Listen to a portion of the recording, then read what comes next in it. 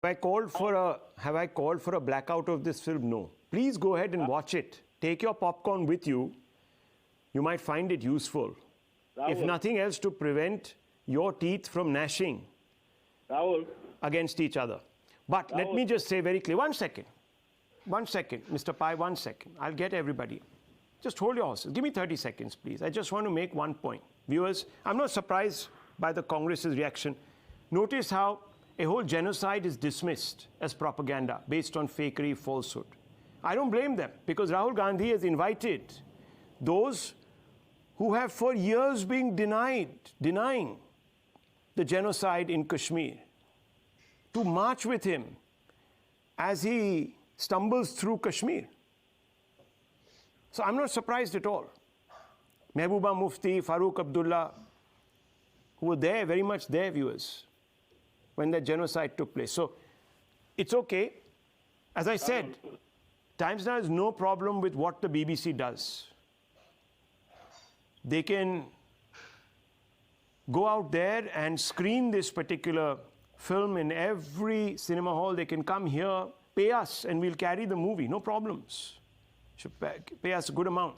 We'll do it because our rates are very high, our advertorial rates. They can, no problems. Absolutely zero. But viewers, if there are deficiencies, we're not calling them out. It's the British Prime Minister and members of the British Parliament, at least a section of them, that are calling them out. If the British Prime Minister doesn't stand with the product of an organization that is partly funded by the Foreign Office, then there must be a problem. Dr. Ranganathan, am I right or am I wrong? There might be a problem, I don't know. Good evening, Rahul. Look, the only thing lower than the credibility of the BBC is the intelligence of its journalists. They are supposed to be fair and balanced, but sadly, they exhibit as much fairness as a Pakistani umpire and as much balance as a drunk auntie on stilettos with a dodgy hip walking a greased tightrope without an assist pole. The BBC, Rahul, is a methane-spewing landfill of lies, fraud and selectivity. And every now and then, the methane self-combusts and the putrid smell is all pervasive. You must also realize that these fraudsters are the dregs of the society, unemployable and surviving only because the clueless, bankrupt Brits are forced to throw some pennies in their piss pot. Look, you need to counter any fraud on two fronts. Expose what is being said and expose who is saying it.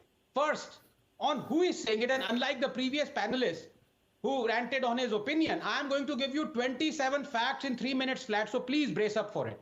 As I said, the BBC is a factory of fraud and fake news. Let me just give you a few examples out of hundreds. In 2018, BBC pulled down its report on Indian fake news because the report itself carried fake news. In 2016, it retracted its report claiming a protest march against a Syria bombing in Syria attacked an MP's house. In 2011, it apologized to Primark for a fictitious child labor Bangalore story. In 2015, it published the fake claim that India was funding MQM. In 2010, it apologized for its fake reports claiming Live Aid charity money was used in Ethiopia to buy weapons. In 2011, it retracted its fake news that a dog was stoned to death in Israel. In 2015, it retracted its fake news of a Nigerian hotel serving human meat. From spurious Rwandan genocide documentary to a blatantly one-sided coverage of the recent 2020 Delhi riots, to blaming Hindu hierarchy for Muslims raping a Dalit, to claiming Kaziranga poachers were actually victims of state apartheid, to EVM hacking conspiracies, to spreading fake news about a Sikh policeman getting death threats for saving a Muslim, to calling Burhan Wari a terrorist, a rebel leader. The Beeb has done it all for the sake of propaganda. Now let me come to what is being said. Well, to begin with, these gits don't even realize that Modi has been given a clean sheet by none other than the Supreme Court.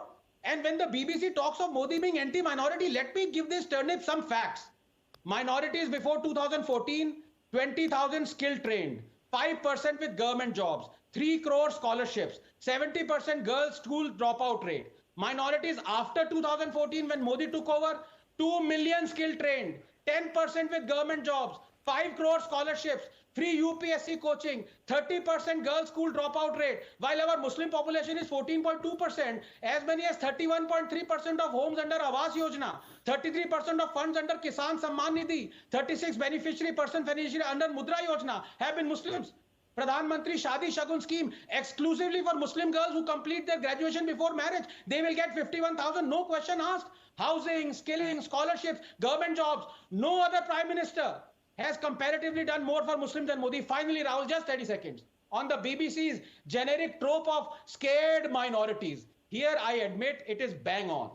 Because in Modi's India, all we see are Dara hua Musalmans perpetrating 180, documenting hate crime attacks, lynchings, attempted lynchings against Hindus, Dalits and non-Dalits. From Jammu, where Dara hua Musalmans are shouting from the tops of mosques that they will behead Nupur Tiwari. To Hubli, where Dara hua Musalmans are pouring onto streets because some Hindu kid photoshopped a Bhagwa flag. From Mumbai, where Dara hua Musalmans are gathering for the funerals of a terrorist Jacob Raman. To Assam, where Dara hua Musalmans are burning down a police station. All we see are Dara hua Musalmans. So the BBC is absolutely right. Modi is rifling at minorities here. The BBC stands for Big British Cesspool. Okay. And Rahul, it is unfortunate Ravi that Srivastava. one part of the Ravi Srivastava, Srivastava calm down. interrupted me. Calm down.